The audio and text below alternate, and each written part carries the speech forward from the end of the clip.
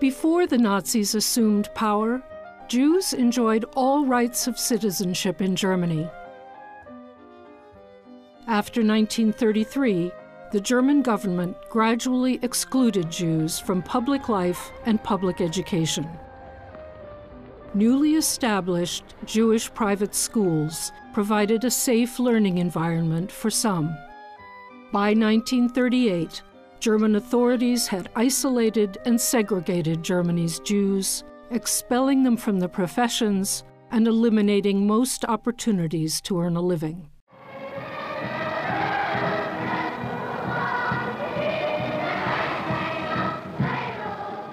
We felt so, why can't we be part of it? Why can't we?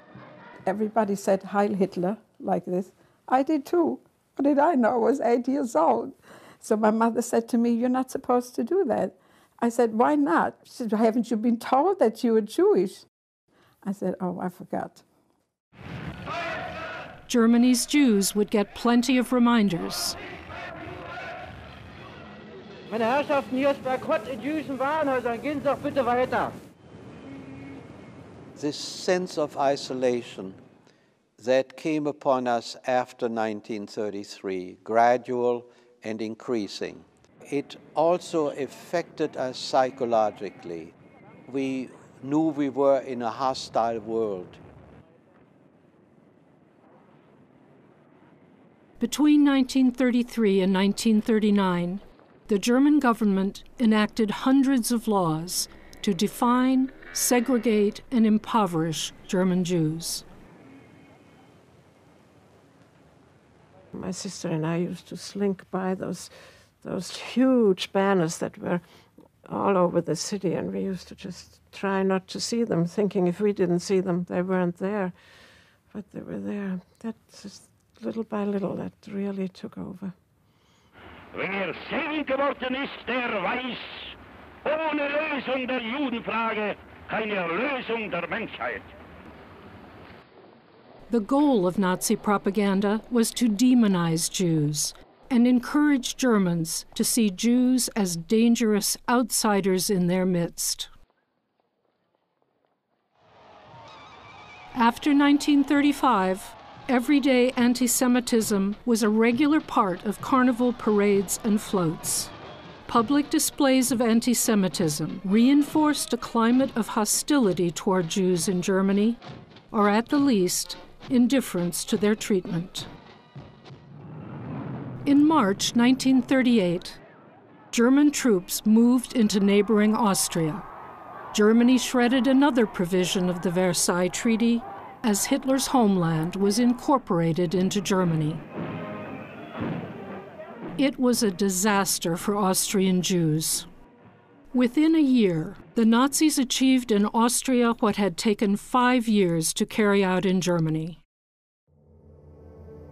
On November 9th, the Nazi Party orchestrated an outbreak of anti-Jewish violence throughout Greater Germany.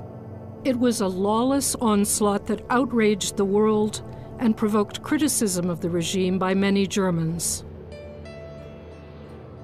Jewish businesses that had already suffered anti-Semitic attacks were targeted for deliberate vandalism disguised as spontaneous public action. Party officials directed the SA, SS, and Hitler Youth to destroy Jewish shops and torch synagogues. Over 7,000 Jewish-owned businesses were vandalized.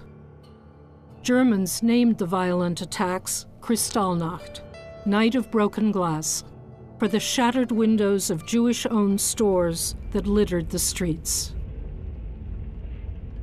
The nationwide violence damaged or destroyed more than 250 synagogues.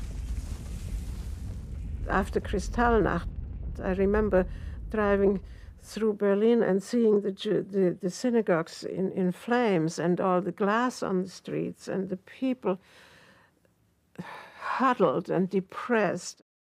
They walked around like the victims, like the hunted.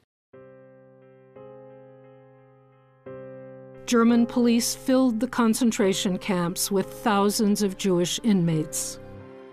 The SS released them only if they agreed to emigrate. But Jews faced increasingly restrictive immigration quotas in most countries and bureaucratic hurdles in Germany.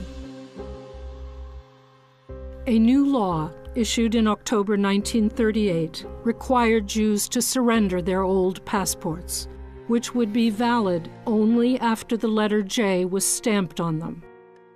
2 months later, another law prevented the flight of capital owned by Jews when the Economics Ministry froze all Jewish property and assets. Many, who had the means and somewhere to go, tried to leave Germany.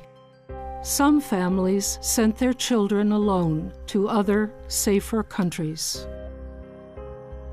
They could not know how soon the world would be at war.